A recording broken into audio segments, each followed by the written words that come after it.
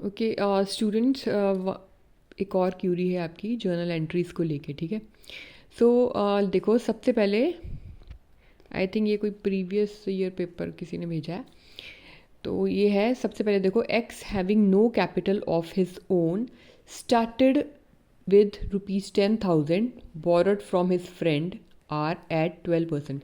अब इसका क्या मतलब है कि मोस्टली क्वेश्चन स्टार्ट होते थे कि x started his business with rupees like suppose करो 10,000, पर इसमें है कि एक्स के पास खुद की अपनी कैपिटल नहीं है और उसने बोरो करी है आर अपने फ्रेंड से। इसका मतलब कि ये लोन हो गया, ठीक है। सो लोन है तो आप सिंपल एंट्री आएगी bank account to loan from R, ठीक है। Loan is a liability, so that is why it has been credited, okay, loan. And आपको वो मनी रिसीव हुआ है तो मोस्टली बिजनेस में हम कैश की जगह हम बैंक यूज़ करते हैं वर्ड कि वो अमाउंट आपके बैंक में गया, ठीक है। सो बैंक अकाउंट मतलब आप कैश भी वर्ड यूज़ कर सकते हो। एंड तो उसमें हम नीचे आप डिस्क्रिप्शन में लिख लीजिए, ठीक है। एंड येस, डिस्क्रिप्शन सभी क्वेश्चंस सभी ट्रांजैक्शंस की आप लिखोगे। मैंने इसमें जस्ट शॉर्टकट यूज़ करा, लेकिन आप अपने एग्ज़ाम में भी डिस्क्रिप्शन सभी को सभी एंट्रीज में करोगे अगर जर्नल एंट्रीज आती हैं तो, ठीक है। सो सिंपल, बैंक अकाउंट इतने अमाउंट से इंक्रीज हो गया and this is kind of a liability, so loan from R. Second is purchased good worth ₹6,000 less 20% trade discount and 5% cash discount from M and company for cash। अब ये क्या है कि आपने कोई गुड्स परचेज करी हैं 6,000 की, जिस पे पहले ट्रेड डिस्काउंट लगा एंड फिर कैश डिस्काउंट।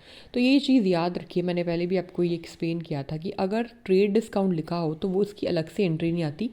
सिंपली आप 6,000 में से 20% डिस्काउंट करके ना पहले निकाल लो 6,000 का 20%, ठीक है।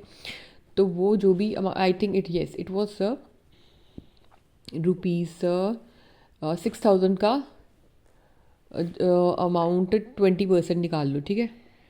तो वो डिडक्ट करके, ठीक है, देख लेना ये अमाउंट, ठीक है।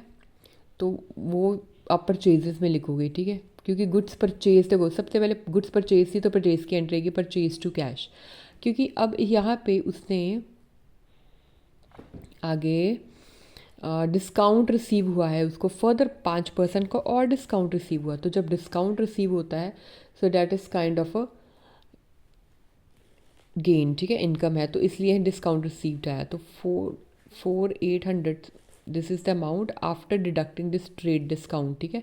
6,000 में से 20% ऑलरेडी डिडक्ट करके ये अमाउंट यहाँ पे शो किया गया है। It is not 6,000, it is 4,800, ठीक है। So after deducting the 20% from the 6,000, सो उसके बाद अब इस अमाउंट में फर्दर 5% आप कैलकुलेट करो, ठीक है। तो वो 5% that is a cash discount जो आपको मिला, एंड वो आप यहाँ पे लिख दो, ठीक है।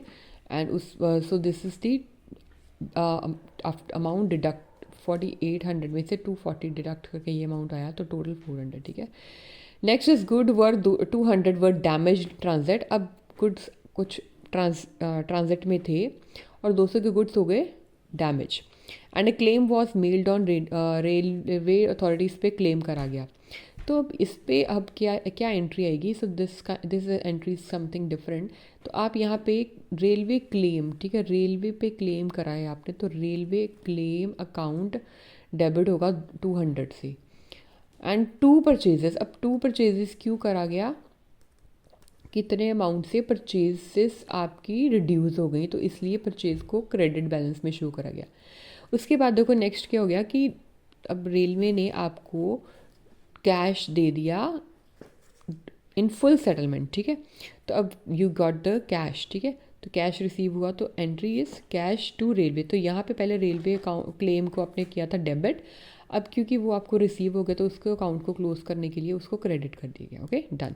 Next is X declared an insolvent and a dividend of 50 paisa in rupees is received from him in full settlement against the sales of 1,000। तो मतलब कि एस से ऐसे कुछ सेल्स करी गई थी एस को, और उसने हमें 1000 रुपीज़ देना था, लेकिन हो गया वो इंसॉल्वेंट, तो अभी वो दे नहीं पाएगा।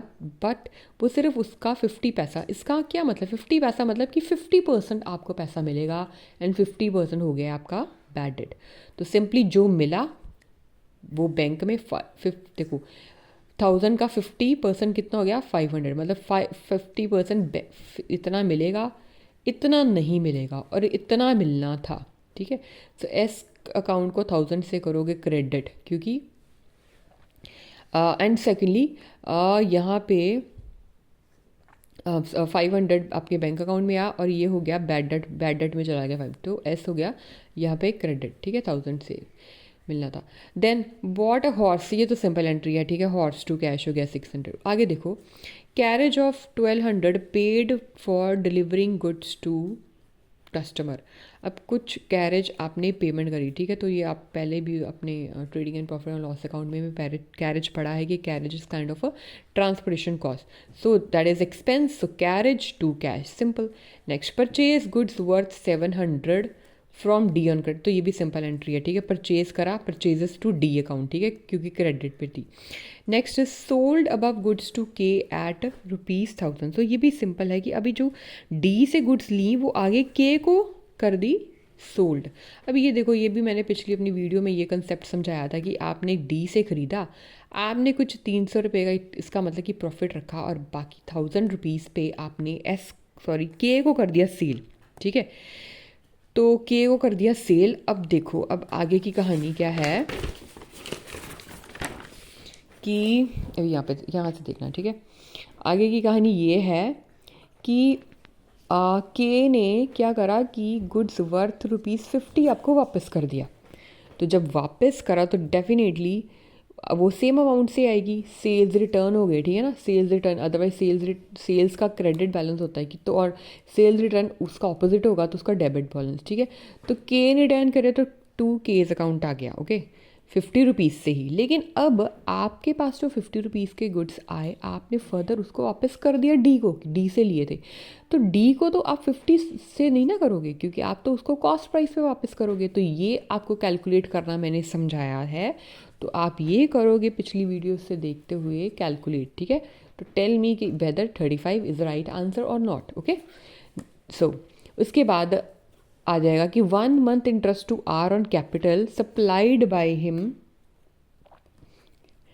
बिकेम ड्यू, ठीक है, अच्छा, but could not be paid. अभी यहाँ पे उसने बोला है कि आर से जो आपने स्टार्टिंग में लोन लिया था ना, अब वो बोल रहा है कि अब उसको 1 महीने का इंटरेस्ट देना था, 1 महीने का, सॉरी मैंने यहाँ पे